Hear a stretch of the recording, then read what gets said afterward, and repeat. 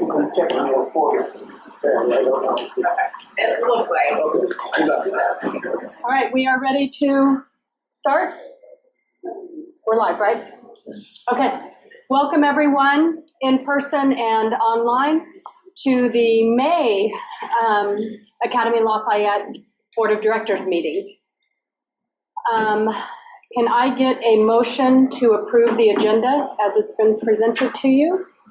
So moved. Second.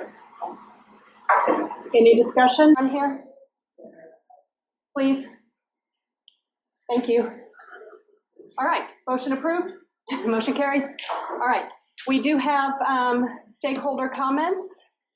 And so I will remind stakeholder comments, you have a limit of 3 minutes. And we will watch that just to keep the timing of the meeting on track. And we will not give you a response, so don't take our cold faces the wrong way. But we will, at this meeting, but we will respond to you. So, and we do ask if you can come up here, not to put you in the hot seat, but just to make sure that for the recording purposes, it's caught on recording. So come on up. Yeah. I don't need to attack people. Yeah, that'd be great. Hello, and thank you for hearing us. I'm Steve Klein. This is my wife, Robin Porter. First of all, thank you all for volunteering your time and resources to help support this school. Our daughter, Giselle Klein, has been a student at Oak campus since kindergarten. So she's going to be finishing 5th grade here in the next couple weeks. So it's been a great experience for her. We have honestly tried to send our older daughter who did not make the lottery back in the day. And so we've truly valued the education that Giselle has had at the school. And we're looking forward to that next step in her career. We view the bilingual education as really kind of her superpower that she has over her big sister. So we're at a point in our personal journey where we're looking for our next home, and we are finding that we may end up on the Kansas side of the state line.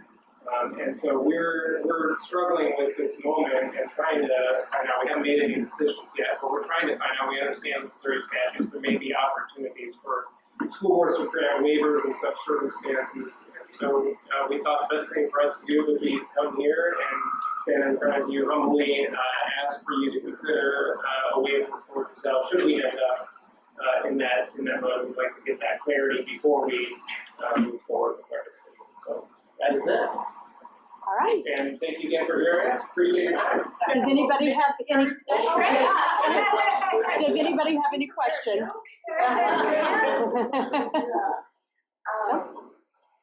Okay. Any questions? Yeah. All right. Thank you very much. Thank you.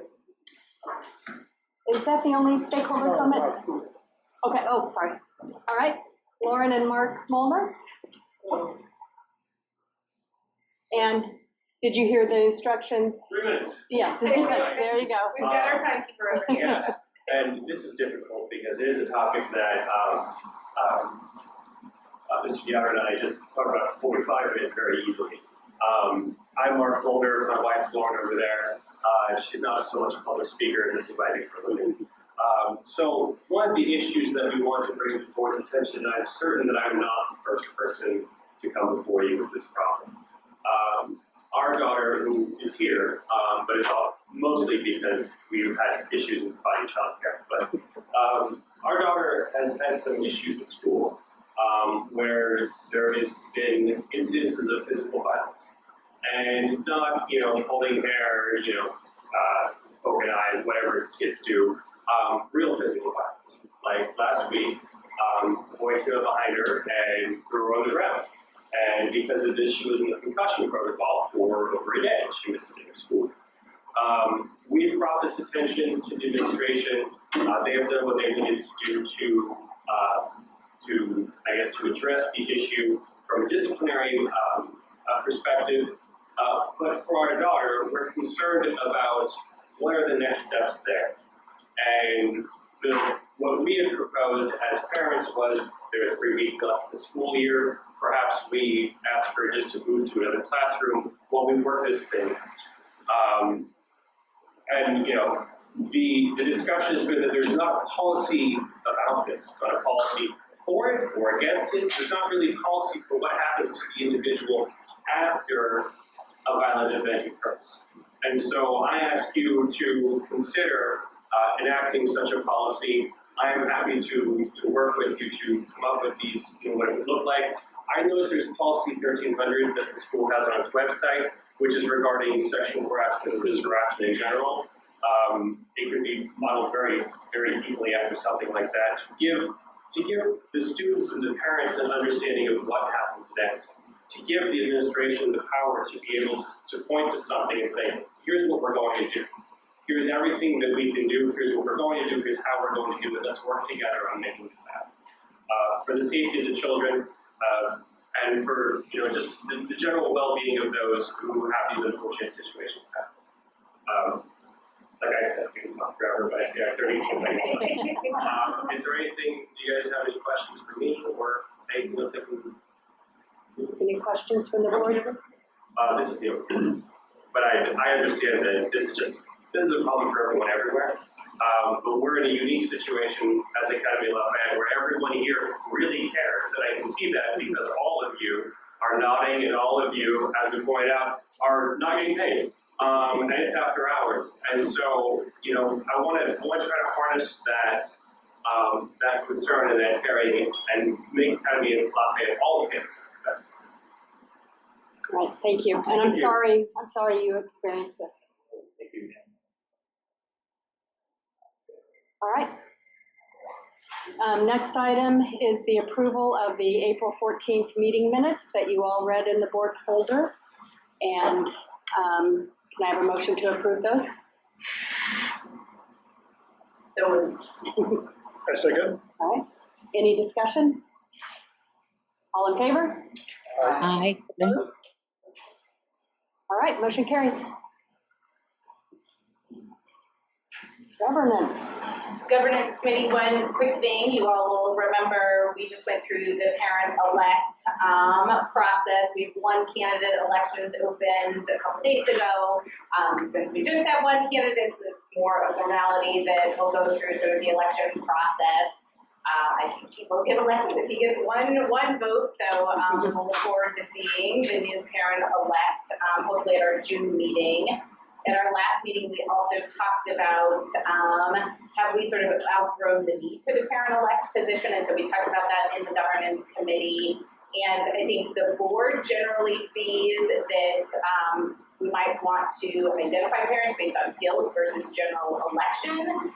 But the parents on the committee, so we have 3 board members and 2 parents who are not board members on the committee, and the parents were a little bit worried moving away from the parent-elect because it is a helpful way to identify interested parents.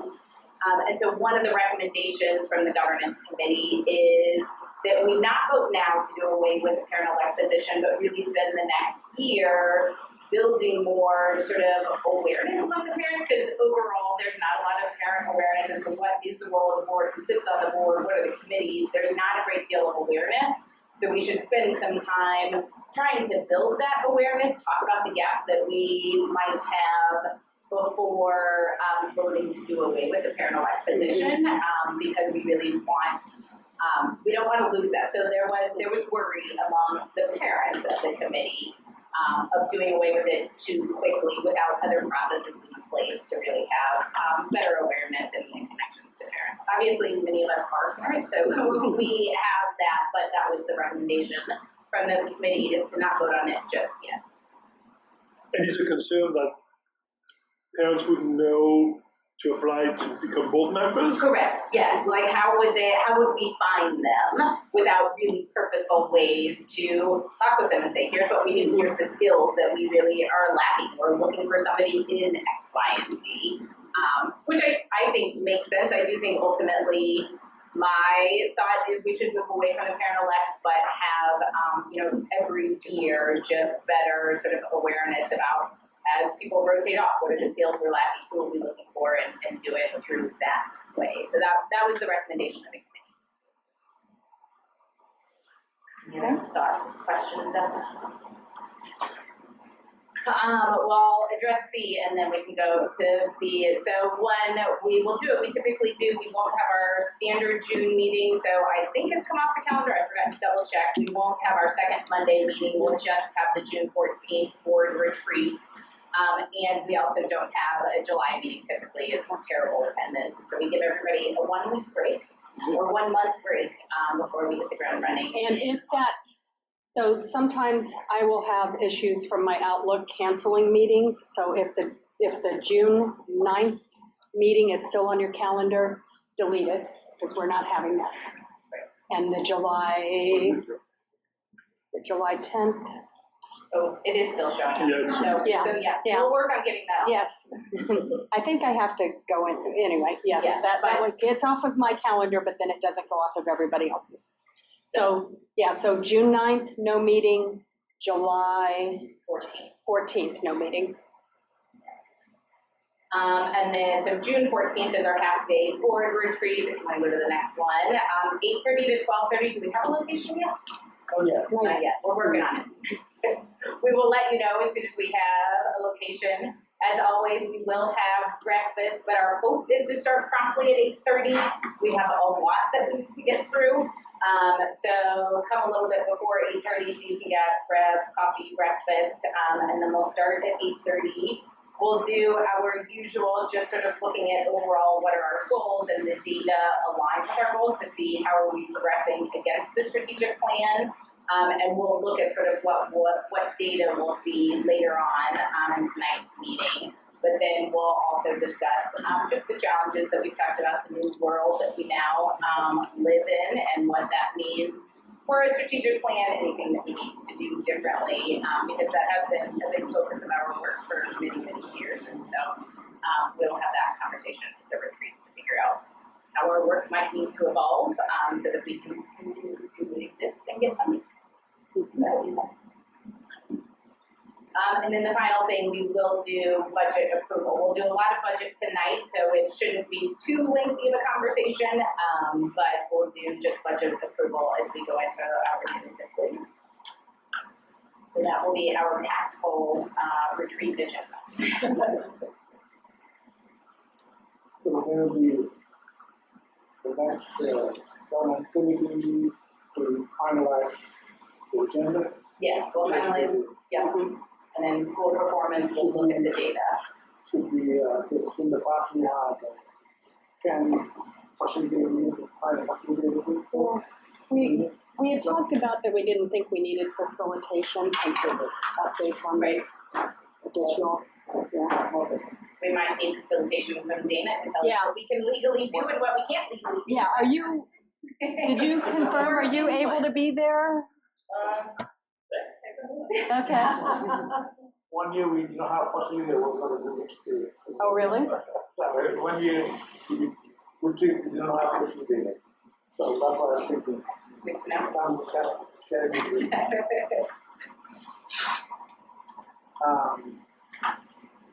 So I can come, but I would have to leave around 11:30. Okay, okay. We could definitely arrange the agenda to do that piece first. You can go up about it. I'm going to pick up at breakfast. Oh, yeah. We don't want you to be late for that. Otherwise, I'd be like, whatever, but I can't, whatever now. Yeah, no, you Agreed. cannot. All right, accounts payable. Some highlights from the accounts payable spreadsheet that was circulated in the folder. These are also the ones that we highlighted in the finance committee meeting. Midwest Bus Sales, we paid them $37,500. That was a wire to replace the 29 passenger bus that was totaled in June 2024. However, that bus was totaled that replacement bus was then totaled last month. So unfortunate, but I don't have any updates on insurance claims on that particular bus. More to come on. Next one is the Lula Southern Cookhouse. We paid them $14,924.75. And that was the payment for the EIP food catering. Next one down is Citywide Facility Solutions. They're the ones that do the cleaning in all 3 campuses. We paid them just under $60,000. Their normal monthly billing is about $34,450, but the reason for the difference there is there was some credit memo miscommunications that we had, and so there were some credit memos outstanding. Then there's also 2 December invoices that were outstanding. So the invoices now are caught up to the last highlight there is the Springfield Public School District. We paid them just about $17,000, and that's for the Launch 2025 spring semester of 73 student courses. So those students several of them are doing the health component that they have to do for high school, and then the high school Spanish teacher hadn't been filled, and so they were taking that Spanish course through Launch. So it's not 73 students, but 73 student courses. So multiple students, or one student makes up multiple courses. And that's the online platform that, yeah. Any additional questions about accounts payable transactions? That was told that there was an accident. Yeah, it was, so there was 2 cars that were involved in a collision that then hit our bus, and our bus hit a wall. So it was a complete total. But no injuries. All right. Can I get a motion to approve the accounts payable transactions for April 2025? Second. Gloria, second. Any discussion? All in favor? Opposed? Motion carries. Finance report. This is very high level. March 2025, just looking at how much cash went in and cash went out. The school received more than spent by about $143,000. And if we're looking at that cumulatively, July through March, the school received more than spent by about $1.8 million. So trending on the surplus side. So here on screen is the head office financial statements they put together. They put together a forecast. Some of their key points there. So we're projecting a $2.6 million surplus, which is expected to result in a $8.6 million year-end cash balance. This suggests a positive financial performance and a strong closing cash position. On the expense side, the expense forecast had a decrease, which contributes to that surplus. The expense forecast has decreased, leading to almost $1 million increase in net income compared to last month's forecast. This improvement is primarily attributed to adjustments in staffing. We're under budget in staffing by about $500,000. Same thing with benefits, and then a reduction in capital expenses. We had put the roof in capital. We were expecting to spend that, but now we can spend that with bond monies. So we've taken that out of the forecast, and that's what the last point is the capital expense. The cost of the roof has been removed. And it's not like anything changed, just we changed the way we're doing the forecasting. We're recognizing things that had always been there, essentially. Yep. Any questions over the finance report? Financial statements. As we discussed previously, we're looking to the unwind of the New Markets tax credit. There's some debt that needs to be refinanced. There's 2 pieces of debt that mature. One that matures at the very end of June, and one that matures in August. And so we need to renew or refinance those loans. And so number 1 there on the screen, number 1, which is $4.2 million, the Armour property. We need to refinance that debt. And so we've received terms, and they were in the packet folder as well. We received terms from Central Bank and then also Country Club Bank. And so in Finance Committee, we discussed the terms. And one thing that we note is with Country Club Bank, they include updates of the current debt, which is number 2 there. They are reducing the interest rate on that debt from 7.25% down to 6.25%.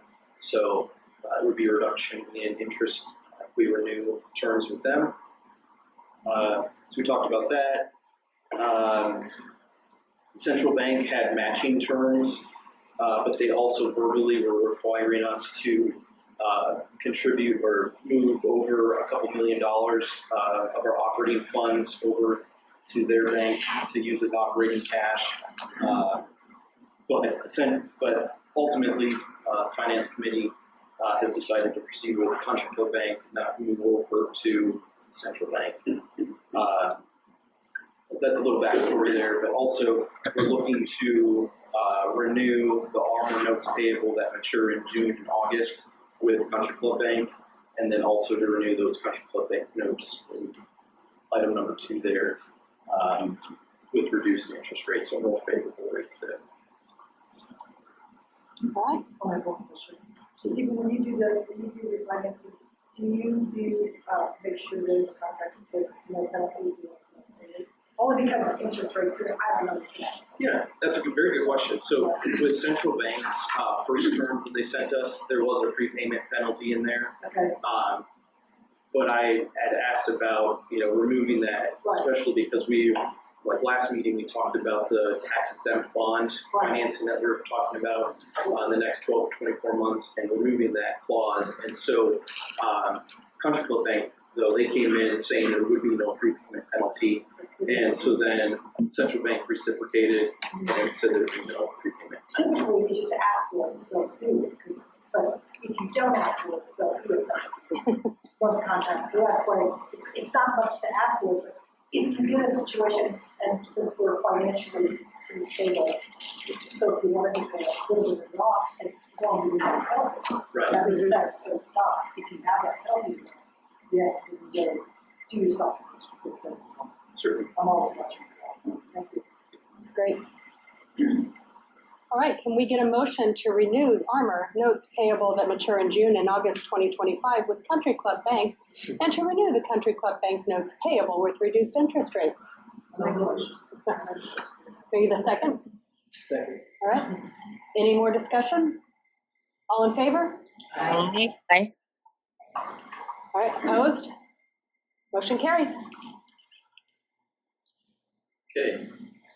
Medical and sick time payout. So something else that we talked about in Finance Committee is looking at paying out medical time, sick time that doesn't roll over for those that are at the maximum carryover. So we've talked about that. It would be a benefit for the teachers as a retention standpoint, and also a cost savings for the school from having to pay for substitutes potentially.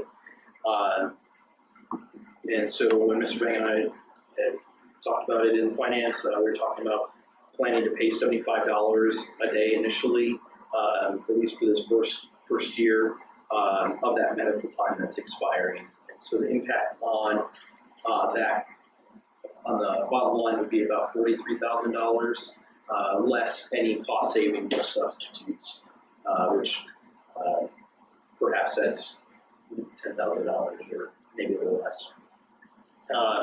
And so the committee's planning to pay that first payout within the first fiscal year. Do you have any other comments you want to add? Do you need a motion for that or? I don't know if there's a motion needed on that. I think we discussed it. Yeah. Yeah, Yeah, there's a finance committee. It is one of our item of discussion in the whole year with the teacher representative. The teacher advisory committee, I met with them, one of the items, of course, apart from salary increase is this one. Normally, each teacher has up to 6 weeks of sick time. If you accumulate 6 weeks, you can roll it out over year after year. But every year you have 10 more days, and if you don't use those 10 days, you lose that. So what you're seeing is some teachers, they never use that anyway. But more and more we're seeing teachers wanting to say, okay, why do I quit using it? And at the end of the day, school year, we have too many absences and have problems finding stuff. So it would be good if we, and then it's something that we have been talking about for years. At least, and those who retire too, at least they can get paid for those days that they will be using. So we think that is the win-win for the school and the teachers. Because number one, kids will have teachers, regular teachers in the classroom, and then we will be saving on paid subs. So it's the first initial one, and then we will, unfortunately, it's kind of how many days left now, to let people know tomorrow that, hey, if you don't pay today, we'll pay you. Yeah, That might at least have a good impact on the absences. So if we develop it more, we inform them. And then we will assess it, and then depending on how it works, we'll see the compensation level, how we can set it or review it. all right. And we did determine we do not need a motion, it's just a policy. Yeah, okay. Just a policy, I didn't mean it that. Right, budget. So just as a reminder, the board has certain fiduciary responsibilities. So those include providing financial oversight of the school. 2, overseeing the operating budget to protect the resources of the school. Number 3, holding school staff accountable for budget management. Number 4, ensuring the necessary policies are in place to prevent fraud, waste, and misappropriation. And number 5 there, holding school staff accountable for providing current information regarding funding, entitlements, and ADA, average daily attendance report. And of course, in conducting this work, the board should use the strategic plan or goals as a guide.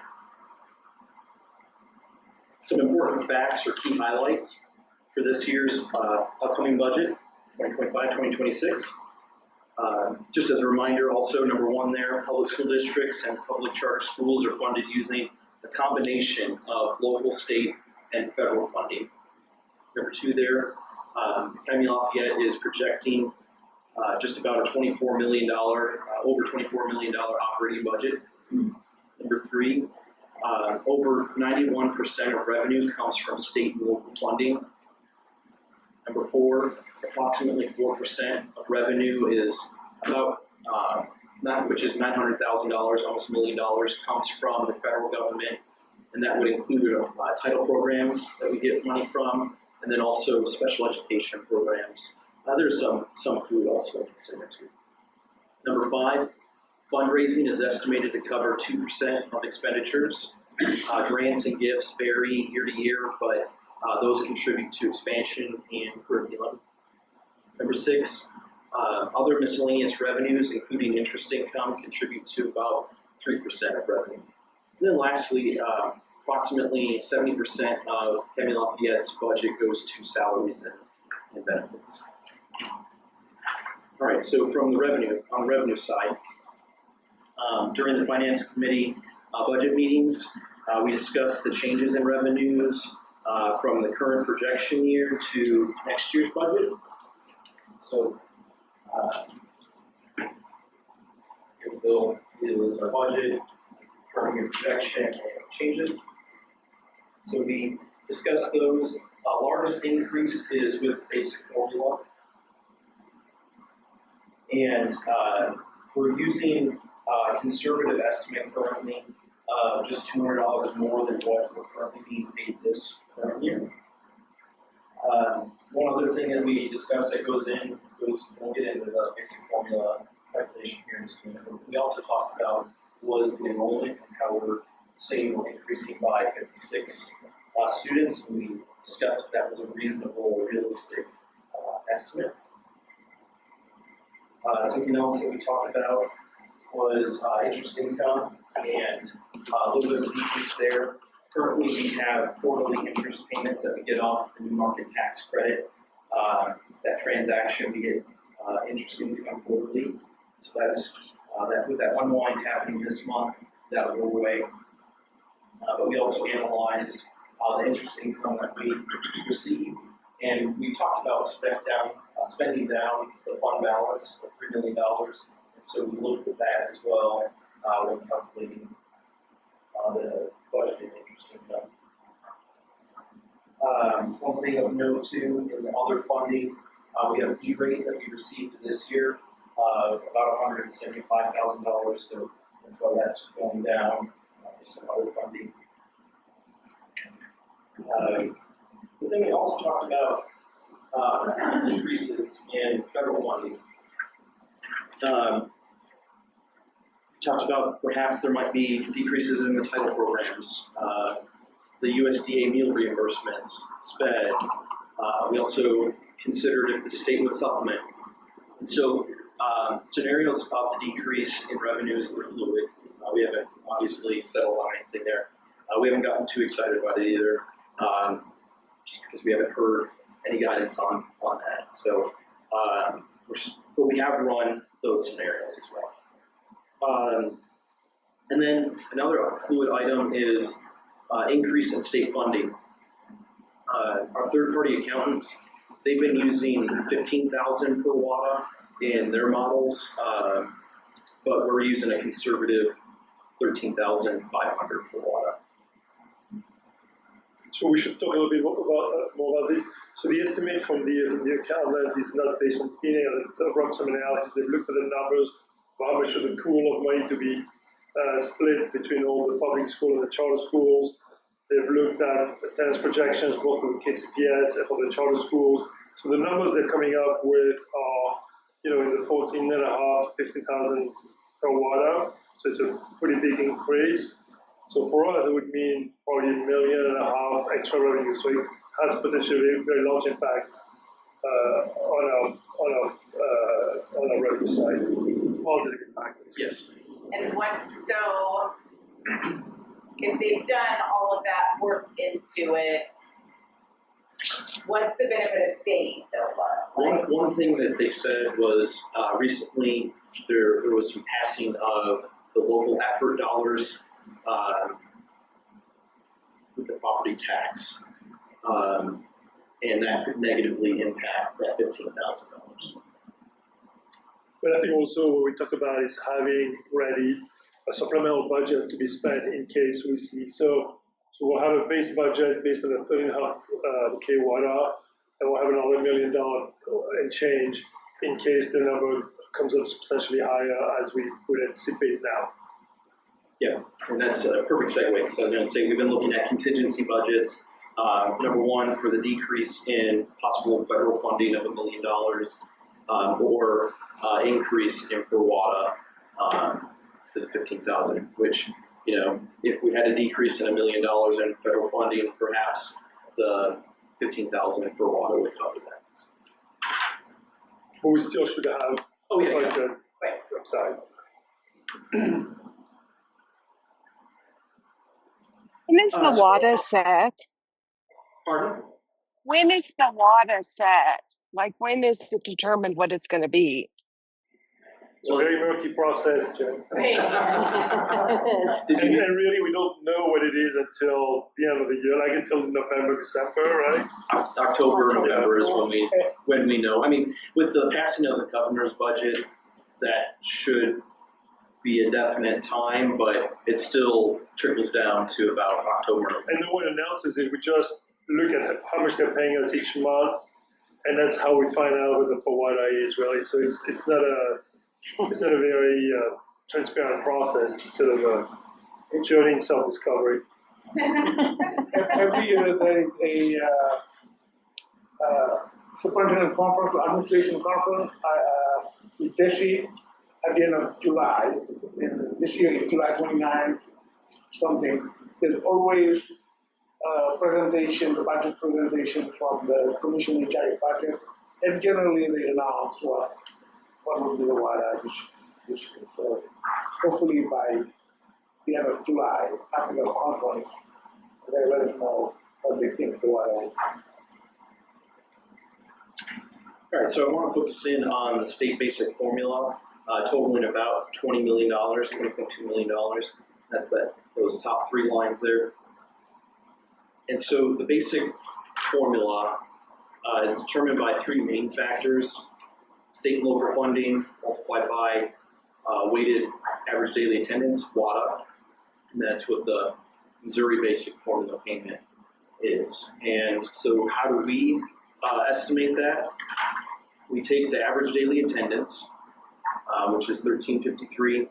We add in summer school of 107, and we add in additional weights, and those additional weights, I guess I can't use the word here, but the additional weights would include, are included for population of students who cost more to educate.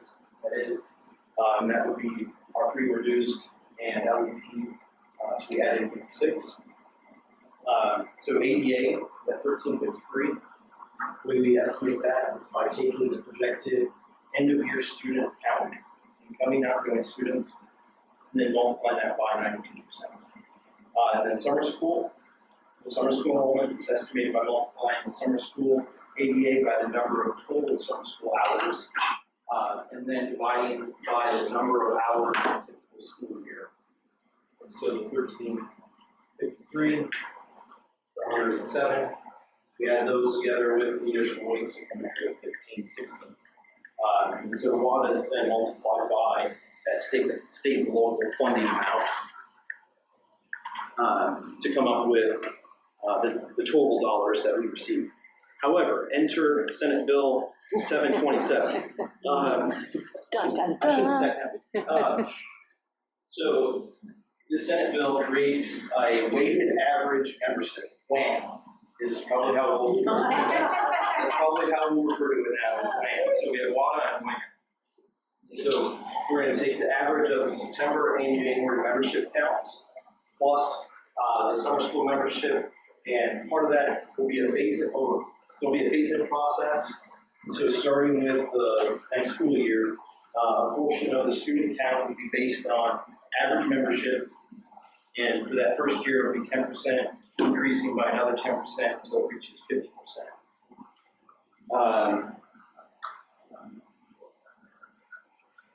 DESE is still finalizing and working on a webinar for this calculation,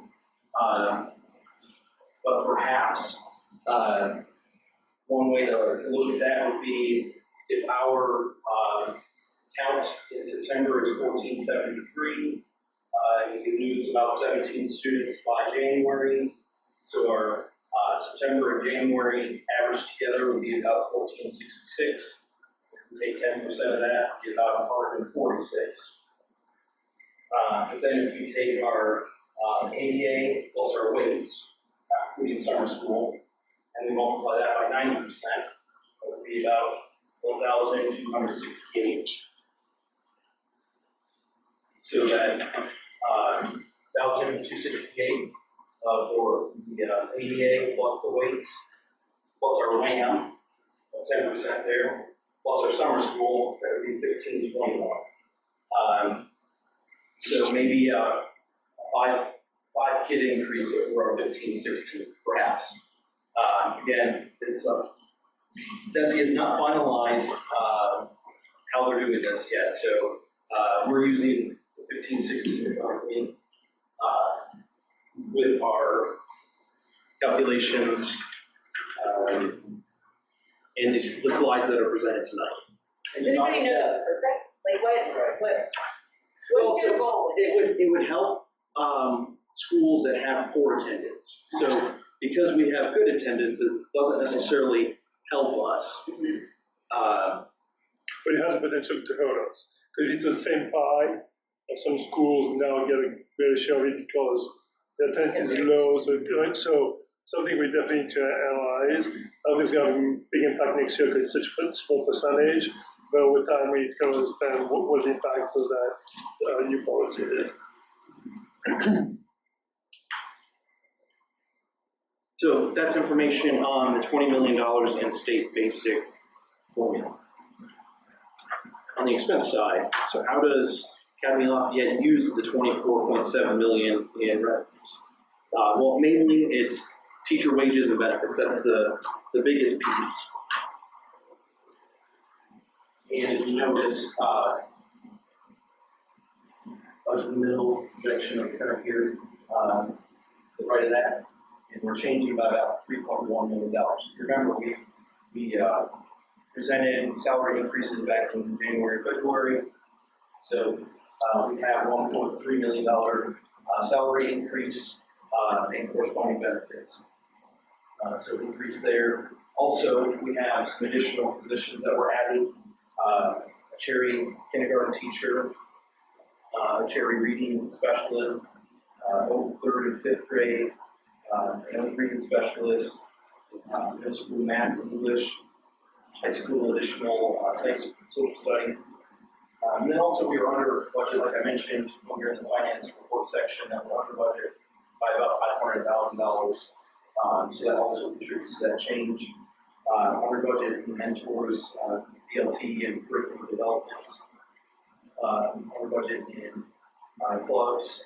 And then also Mr. Banks looking at adding an IB middle years program position. We'll look at credit emphasis as well. We might talk about that in a minute. Additionally, though, it's not in the budget, but we've also talked about adding an after-school, summer school coordinator. And so it's not part of this preliminary budget, but we are looking at that. Another thing that the Finance Committee looked at was we looked at increases and decreases in the current year in the projected budget, but also we looked at the professional development costs, those increased, instructional costs, those are increasing. But then we also talked about facilities, those costs are going down a little bit there. Part of that's because we have rental payments here at this building, the Armor building, but with the unwind of the new market tax credits, that rental payment goes away. And then individuals, we look at transportation costs, as well as development costs, technology costs. And so we discussed and looked at revenue and expenses. Revenue and expenses there for transportation. Also compare that to the comprehensive bus plan that we presented back in November, December. We also noted that the total costs that we're projecting for next year, the budget for next year, of 1.44 is less than the plan of 1.48 million. And part of that difference is some decrease in repairs and maintenance for the newer buses, and then also depreciation costs are less than what we had initially thought in the comprehensive bus plan. And so as we look at the finances of transportation, overall, do we feel good? Like, we feel like that was a good investment that, because I know at one point we were worried, like we just saw prices going up and up and up and up, and was it ever going to stop? But right. Well, obviously with a total bus last month, that makes maybe a little uneasy. right, yeah. I don't know if you have any comment. No, I think, I mean, it's expensive. Right. And, unavoidable budget. It's just a matter of how do we manage the best we can with the right controls in place. I think, the plan makes sense. All the capital expenses have been undertaken, the purchase of the bus slot, new buses are all falling within the plan. So this is just kind of the natural consequence of the plan that we approved back in the fall. Yeah. And I think we just need to make sure that it stays within the parameters that we've talked about, and so far it's what expected.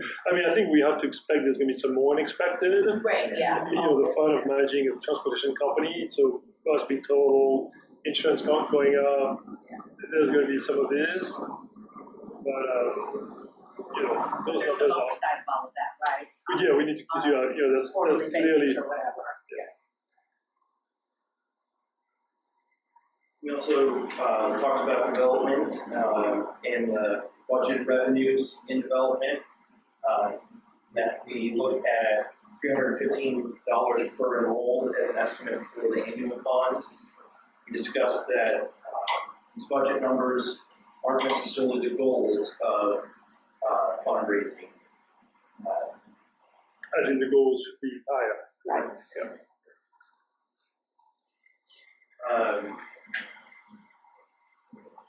Then we also noted technology costs. We looked at the monthly maintenance. We talked about MacBook replacement and smartboard replacement.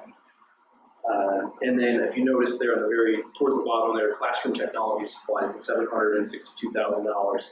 What that makes up is the cost to replace smart boards at Oak, and then also to replace smart boards at Armor Middle School, and then a full MacBook replacement for all campuses.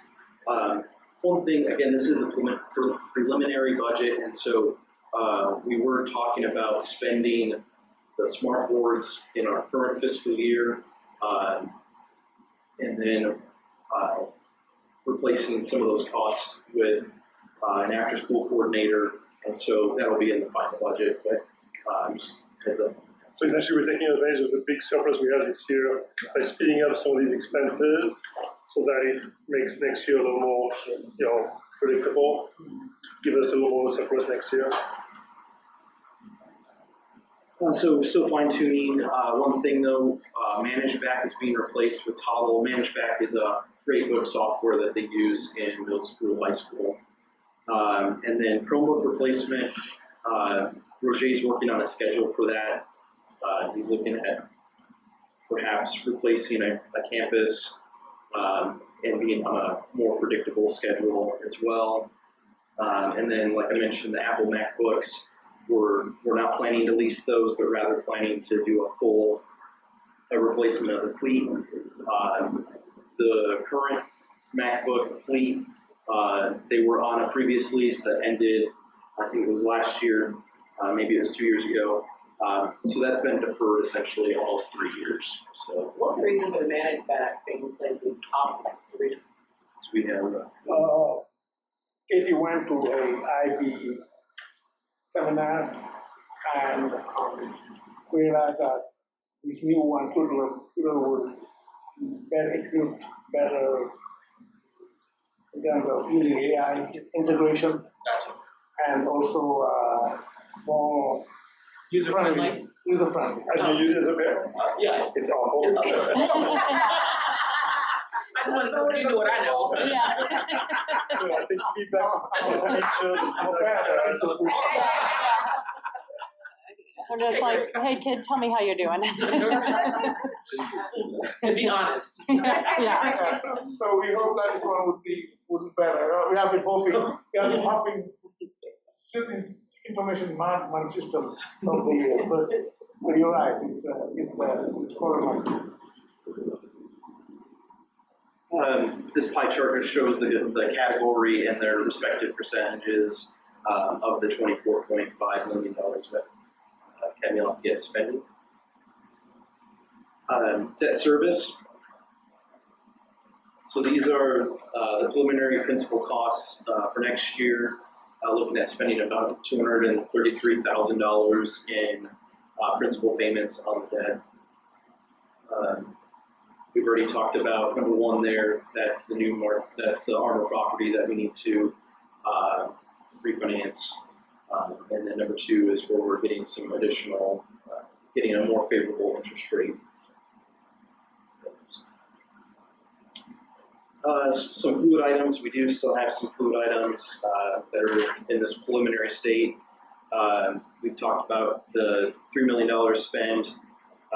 There's still some moving pieces there on, for lack of a term, prioritization on how we're planning to spend $3 million. Also, the EPA grant that we have for the electric buses, a little bit fluid there still.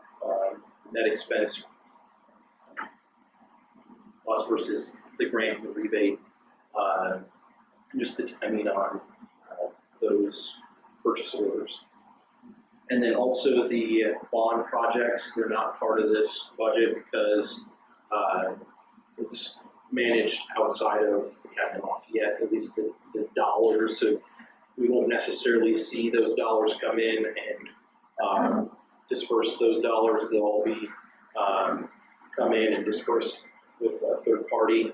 There may be a point where we do spend and then get reimbursed, but that would be a reimbursement at that point. So it's not part of this budget. And then also summer preventative projects. These are also fluid. But this capital spend, we're gonna be booking that, as, if it's a leasehold improvement, whatever it is, even though it's not spent by us, we'll carry it, right? From a depreciation standpoint. Well, On the bond? Or, The 3 million spent, oh, 3 million spent, yeah. and on the bond actually as well. Yeah. I don't know about the bond. yeah, Okay, Well, we can revisit on that. sure. So in summarizing those budget numbers, this budget draft, we're planning for 24.7 million in revenues.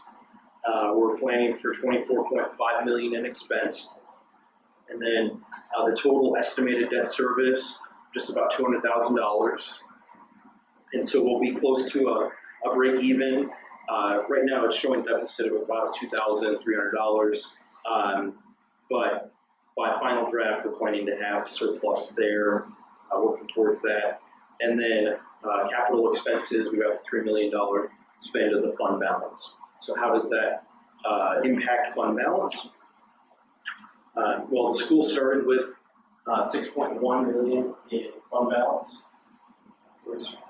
We're expecting a $2.6 million surplus this year, so we'll end with a $8.7 million fund balance.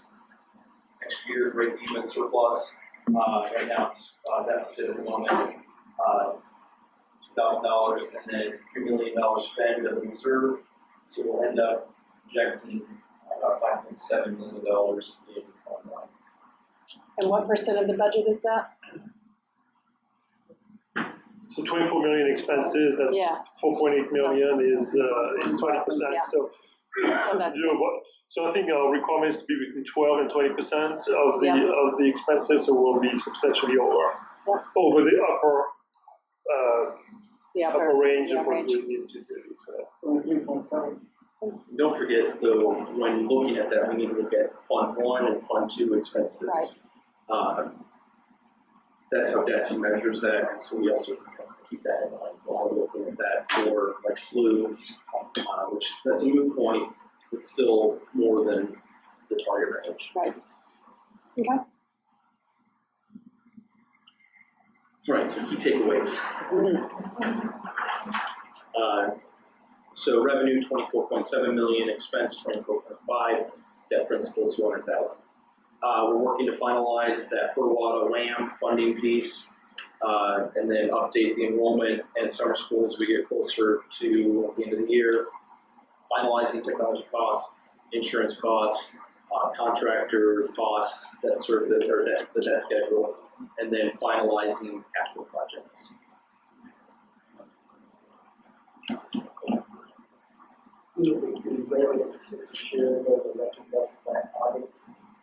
So you need to do a purchase order like this week, and then probably pay for them once they're ready. Yeah, probably closer to January.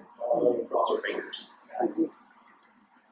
And just to confirm, so everybody has access to this information, so if you need to look at it again prior to the retreat, but at the retreat, you won't go through this in detail, you'll go through any changes to what was presented tonight, just so you kind of have an idea for what we're approving then, so. Okay. For the list of new positions, I saw a couple of teachers on there. Is that growth in number? Because those are new positions that we haven't previously had, correct? What caused the need for, I'm always happy to see more. Do you want to go back to that slide? Yeah, okay, so, currently, we have one English reading intervention. Interventionist at Oak. So the history of that was, we generally, normally we hire paraprofessionals for English third grade to help kids. And then with Oak, we realized our reading interventionists went and some training, and we transformed to reading interventionists for the paraprofessionals and did training for letters, and we were doing a great job. So when she left, she was replaced by a certified teacher who was doing letters at the same time. Fantastic, it's helping at all. But at Cherry, we had paraprofessionals. So what we decided to do is each building will have the same thing, reading interventionist in English, and we're adding also reading interventionist in French.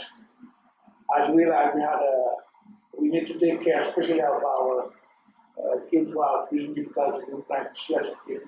So those teachers would be trained.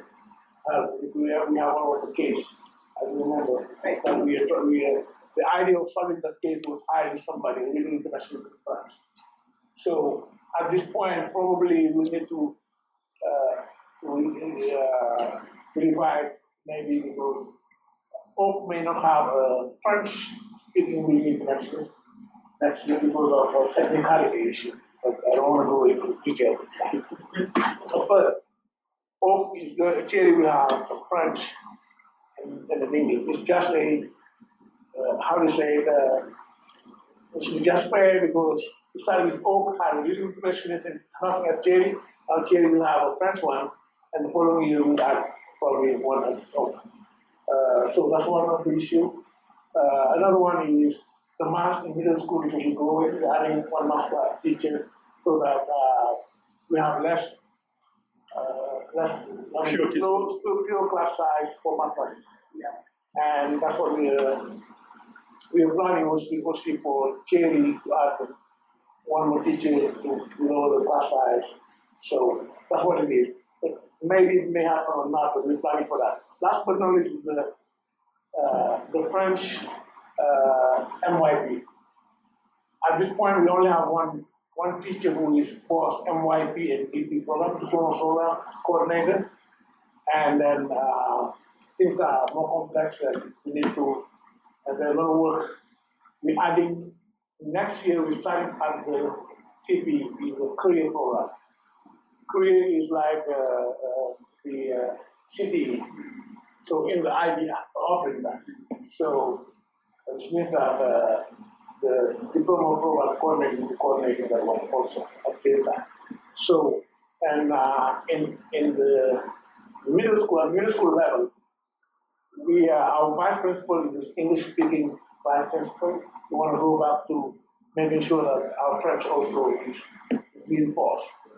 With an IB coordinator, English French-speaking IB coordinator, to coordinate also the French program at the same time. Can you find that? We're looking for it. If we can find it, we will publicate. We will produce. We will create. Because some of our coordinators, not for people who don't have the training, but I think we can find somebody who will be able to do the MYP coordination. So that's not a teaching position. That's position that supports the teachers. No, it's going to be probably full-time The position. coordinator, not teacher. But that person doesn't teach. We're open to all things. Rent from part-time teaching to class, part-time coordinating, or full-time. I'm saying it because that's how we started. When we only had MYP, our coordinator was taught 2 classes and coordinator. So, but we're adding the French coordinator. What it means is this person will be working a lot with curriculum development, with teachers, and then talking about people in French, coordinating the French program, making sure that everything is aligned. It's not only IB coordination, but also making sure we get back to our basis of French learning, especially in middle school, because middle school has been a little bit impacted by all the changes. We want to get back, making sure that the French program is reinforced. So one thing we're thinking is to create, the last one is probably to hire an after-school program coordinator / summer school planning coordinator. You remember we have been talking about it years and years and years. The reason is simple, is somebody who's coming at 10 o'clock, level 6, coordinate all the after-school, like if you do robotics, if you want to add music, if you want to add martial art, parents want to pay for that, like one-stop shopping, as opposed to parents doing play violin over there or piano, or also other activities like that we need, finding coaches for not for athletics, I'm talking about robotics, what else, choir, at an elementary school, or something, anything that you think of interest. Some would be paid, because it is like, if you hire somebody who's teaching guitar to kids, depends, I just will be paid for that. Or anything that would be helpful. At the same time, this person would be starting planning for summer school in January. It takes time planning, and he or she will not be necessarily be the summer school coordinator there. It'll be because there's extra pay. You can hire or somebody else. But at least you won't be having issue finding the summer school coordinator, and then yes, that's what it is. An after school program plus summer school program. So whether or not we will have that, maybe it will depend. We'll see by October. We'll see how our finals are going. See whether or not we will afford it. But in any case, following year, we need to work on having somebody like that. I do think that's a really important part. I think all of those after-school opportunities definitely help to build community connections with students invested in the site. I was gonna say the same thing because my son still got an issue with talking in class, but I find that since we're in the after-school program, we're in robotics and we're math club, they have that outlet after school. So yes, I definitely think that's something important for the district. And since our kids are from all over, you know, they get to kind of hang out together after school and enjoy each other. I love that. So there was something else that we had talked about. It was social worker. Alex was listed here. Yes, we have social worker. We have currently at the elementary level, one social worker and 2 behavior interventionists. Because before that history, we had 2 social workers at elementary school. So with some behavior challenges, teachers requested that instead of hiring social worker, we hire behavior interventionists to help them. So we hired 2 behavior interventionists, one at K, one at O, but we knew also that social worker is important because we hired 1 social worker who would be in charge of helping kids with social issues and so on. Now, as we grow in next year, we'll be having for each campus, elementary, 1 social worker, 1 behavior interventionist at Oak and Cherry. So social worker will be more in charge of student culture. They will coordinate with the PBIs and also deal with social work. Do you think that's an important addition? It just seems like every year there's more challenges that kids have that it's too much for teachers to try to handle. And it's one of the things helping teachers, especially with challenging kids. It helps retention. And we've heard from this parent again earlier this meeting that it's an issue that's definitely on people's minds. So.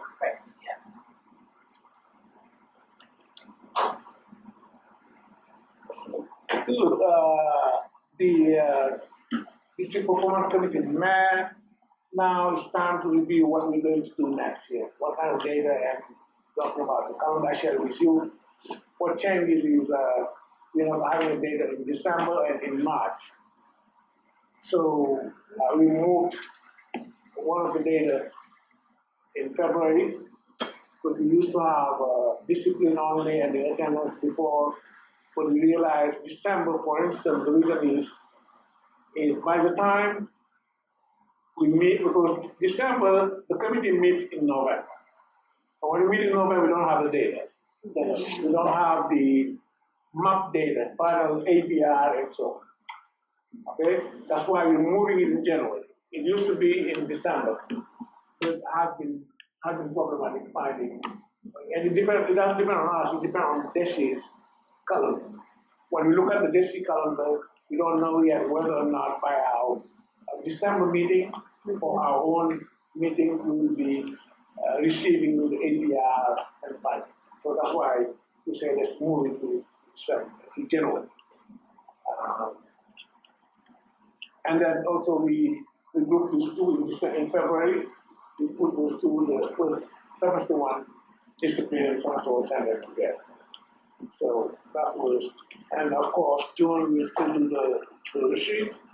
So this is the new calendar proposed by the committee. So this calendar will be replicated at building level and classroom level kind of. The building also have their own calendar data that they share with the team on Wednesday, once a month. There's particular data that's being shared with the building team, and they will discuss it like, for instance, discipline, they will share it and have a discussion as to how to improve the situation. So at the classroom level, they have what's called a big dashboard in the classroom that will be tracking discipline, attendance, and also academic performance, like that. So does that mean next year then you'll be reporting out to the board at the building and the classroom level? I know you're tracking that, but will it be reporting out? No, not the board. The board doesn't see building, the board sees district level. Okay.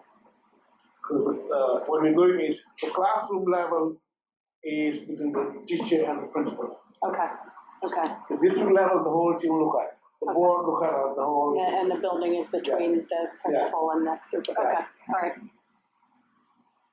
If I'm bringing here the classroom data, people will not be comfortable sharing with us. So we want a genuine discussion around data and see how to improve it without having the pressure, oh my God, let's see that something. So it's between the teacher and the principal. So grade level, the principal, yeah.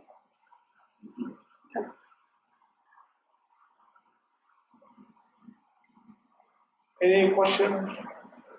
So this is based on our own experience, the committee experience this year, because some months it was hard, we had to postpone our meeting because the data was not available for 1 year. That's why we review it and revise the calendar for next year. And all of the data is aligned to sort of those goals and the strategic plan. So what's the data as a board that we should be looking at to know on a regular basis, not just in our June retreat, are we on track and in line with the goal? Okay, next. So for appointment report, staff recognition, so the cherry team is congratulations to our second year teachers from all 3 campuses for completing the beginning teacher assistant program by Teaching for America. So Teaching for America provide teacher onboarding for 2 years. First year teacher and second year teacher before they graduate, so they got the diploma here. Thank you to Joel Vera, who is the French speaker also, so Teaching for America helped them to coach the French speaker, so it makes it much easier. That's really nice. Yeah, very good. Good person. K1 teacher is for Oak and Michelle, who is music teacher. So heartfelt thank you to our incredible K1 teachers and music team for the fabulous concert on May 6th. It was a joyful celebration of French learning, beautifully expressed through songs, language, and cultural sharing. Their hard work, creativity, and dedication were evident in every moment of the performance. Bravo and Max. Good. And this is for Alma. Is recognizing Emma Bernard and Natalie Blue. Emma is the art teacher middle school. Natalie is also the social study, history, social study. Gretchen Helbinger is the science teacher at the high school. They are teachers of the month. Gretchen is being recognized for her contribution as high school science teacher. Natalie and Emma for collaborating on a highly successful Wax Museum event. And Emma for an amazingly inspiring and well-executed middle school art exhibition. The energy, passion, and dedication to our students are unsurpassed. So as you see here, the Enviroton, our high school team was awarded number 2 and number 3 at the state level for environmental science. Competition. Yeah. So the leadership, we would like to recognize the PTO and all the parents for generous teacher appreciation week. It was really generous, great, school, great Thank you. And through the Stanford University for the tips offered to our teachers, Stanford University offered the delicious treat to all our faculty and staff in appreciation of their work. Classroom. We will also thank the high school graduation committee. Tomorrow is graduation day. They work a lot of work. They work really hard to make it happen. And Madam Mufaidi is French team. They are off to France now. And they're going to France. They're taxiing for takeoff in Atlanta right now. Good. I mean, not that I'm watching this or anything. But here's good. 70 something, I think. Wow. The biggest, 70? Wow. Yeah, it was a huge, yeah, she's taxiing for takeoff. Yeah, so for Marlon Hines, we're celebrating, thanking those two people, Yeah. Marlon Hines and Misha Bali, for planning the Senegal Street, and Chole and Sue for planning the trip to China. She's our managing teaching at high school. For the first time, we're sending kids to France, to China. That's so So great. we're going to France, we're going to Senegal and China. Last year we went to Costa Rica. So Costa Rica will be every other year, May, depending on the number of kids. Yeah, maybe annual. Who's So, Mrs. Hines? She's So a amazing. teacher. who? Mrs. Hines, Marine Hines. Is a teacher, social studies teacher, For which grade? high school. Oh, high school. Marine And Hines. Senegalese high schoolers, right? Senegalese high schoolers. Who? The trip to Senegal is Yes, high high school. school. Madam Hines has been with us forever. She tried to retire and. Yeah, she came up. Favorite Madam Mufaidi. Yes, exactly. She came up. Madam Hines is the one who has been instrumental in creating the high school when it comes to managing the grant, ordering the furnitures, and then all the things, all the furniture and work with and see what needs to be done. She was the one to power managing those parts. It was extremely helpful setting up the game. It's like also Madam Wilson, who has been on the committee, high school committee, since I don't know how many years now. She was a parent and working at Eastern. So those two have been with us and working for us as the high school. So Madam Hines is fantastic. She's And retired. Those trips are a lot of work, but I think they are so meaningful to kids. They really are life changing. That's true. I wish I was able to go to China. Take my Chinese class. Great. Thank you so much. Okay. Now for HR update, this one, I think we discussed it the last board meeting. It's the request for admissions of staff members, children living outside the K state boundary. So I'm still waiting for Desi answer because, you know, I have different, depending on who I ask, we have different answers.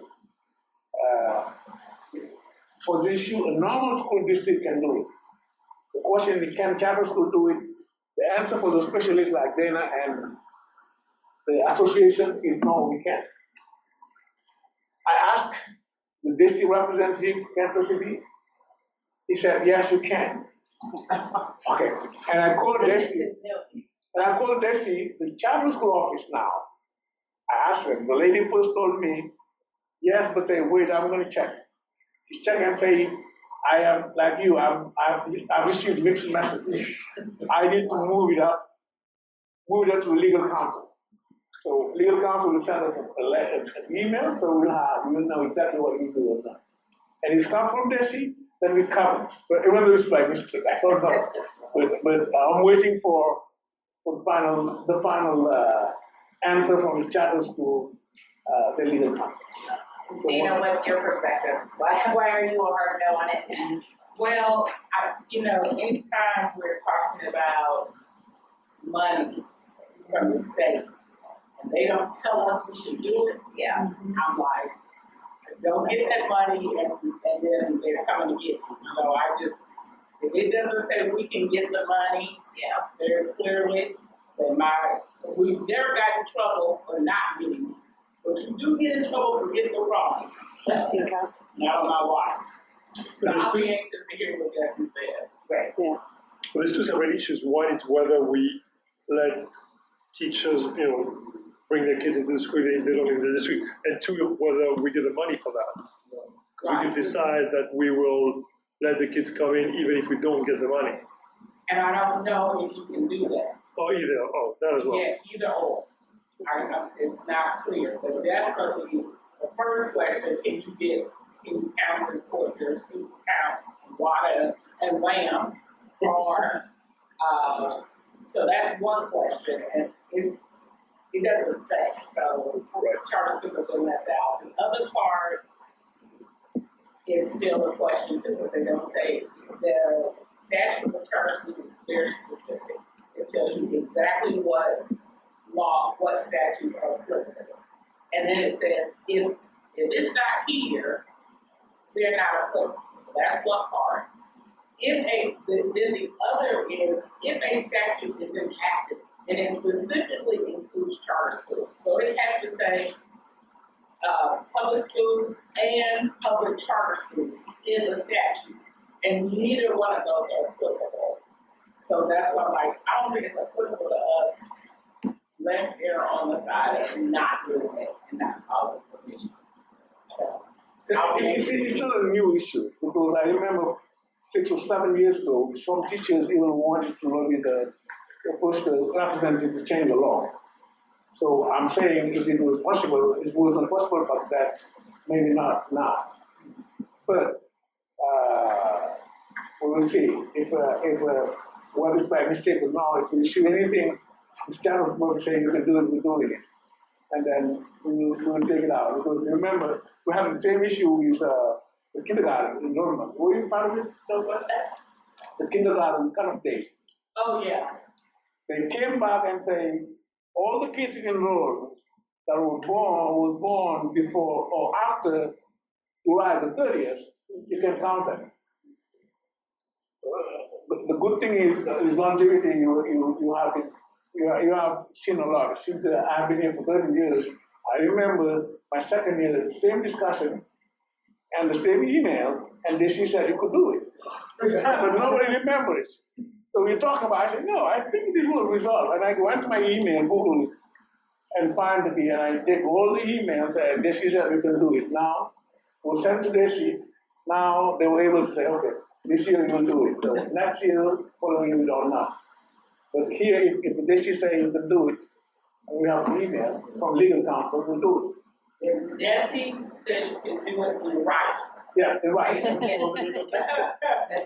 Yeah, that's why, they're going to send us an email. And but in fact, I hope with the time we know what the law says. And everybody will say, okay, if this thing can do it, maybe you guys can do it. That's what I'm hoping. What gives me hardship is just that you would use state Missouri money for what they consider Kansas residents or Kansas residents.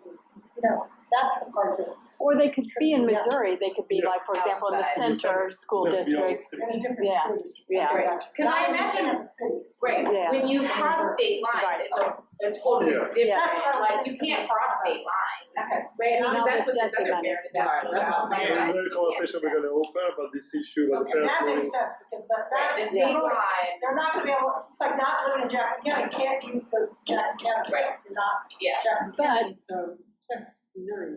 You could charge tuition. You could for someone who's not, So I now- know, now a you're whole talking about- different level, but I think you're talking about Dana, parents. you could, Right, so like the Right. request we got tonight, yes. if we charge to, like, we could as a board, is it legal as a board? And I don't know that I would advocate for this, but is it Right. legal to allow anybody to just charge them tuition and anybody can come? but Like, then we doesn't do, I didn't, it specify numbers though? Can we count in all that? Wham, I didn't- No. Well, Well, you would charge, you wouldn't be counted, but you'd charge the equivalent in tuition. Okay. And then you have to look at, okay, is it okay for older grades where you're Yeah. not maxed out on enrollment and Yeah, yeah. so there's a But whole maybe we lot could to put like discuss, yeah.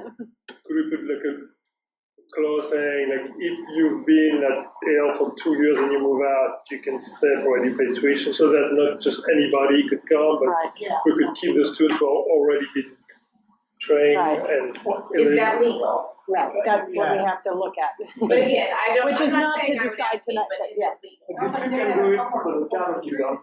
Yeah. You can charge tuition. I don't know about the caveats that you can put on it. But keep in mind, waivers are not tuition. Waivers are waiving the tuition. Oh, yeah, Yes, that's yes. a hard no, I think. I mean, Right, I mean, we're not What does gonna that pay mean? for a student. A waiver is waiving the tuition, so if you're asking for a waiver, you just want to stay, and pay no money. Because the school. and we wouldn't get the money from DESI, so, You can't get the money. yes. Yeah. Then you're out, but you're giving somebody. Were they asking for a waiver? They're asking for a waiver. It's in a new other situation where. Yes. Waiver Right, or I'm money. granted. And that's the So same, that's why the same we- also the teachers need to be careful also. Right. If you waive it, some teachers may decide to move out of the district, you're losing Right. money. Right, Right. set a precedent. One of the reasons why I decided to buy the house, oh, they're not on Lee Summit or somewhere else, is I want my kids here. Right, If back then I could have lived somewhere else, maybe I would Right. do something else. So then it's a lot of cost of money too. We have to think about all those things. Yeah. That's why we were able to resolve it over the years. We hope simply that charter school will be able to do it. Right, Yes. Desi will say, yeah, cause I would love to give that to teachers to be able to live wherever they need to, right? It's expensive to live in this. it is, Like, It is. And we have a lot of teachers who live in the Santa school district. right. right, yes, So, so, the yeah. houses were very expensive there. They had to Yeah. go there. And houses with bigger closets. Right, yeah. So if it's legal, we can look at all the things we can do to go solve that, including waiving tuition for teachers. Yeah. With the renewal, we are in the process of renewing K1 and H1B visas, all of these are in the process. We're working with Conrad Foundation, they also with our legal counsel, immigration, moving forward pretty smoothly so far. We only have one case that needs to be resolved, but it's more complex to involve K1 visa case that more complex. The rest is moving forward smoothly. The hiring is going well, 14 signed offers, K5, ELL, special education, ELA, ELL, social work, and 4 signed offers in middle school. I think we're doing pretty well. How many total openings do we have, like, what? I don't remember that, but we're losing a lot of kids. Our retention rate is higher so far than last year. So it's not that, it's more, we're creating, obviously, we've created more positions to hire. So, but it's not a result of attrition. We have few people retiring, I think 3 people are retiring, and a couple of non-renewal, and so. And then a couple of positions eliminated by the professional I talked about.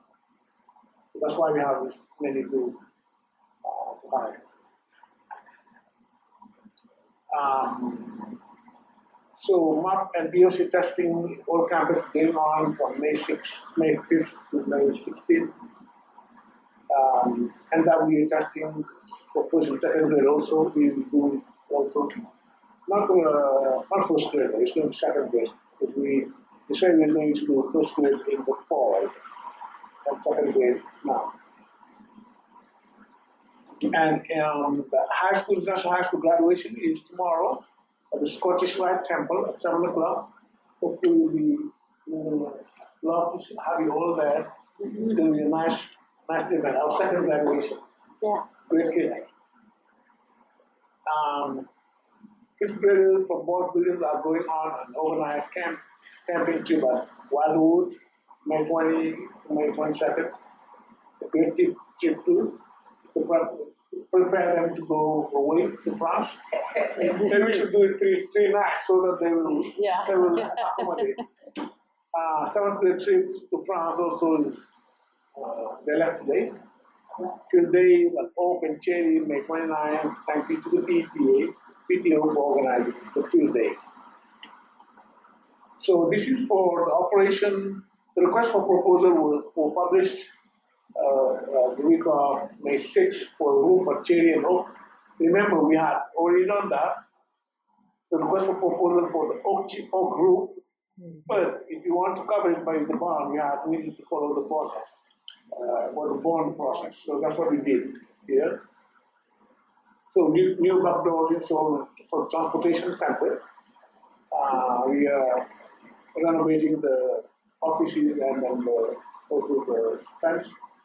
Request for proposal published weeks of May 16th for the turf at the Cheney and Oak. We don't know yet when we're going to do the turf.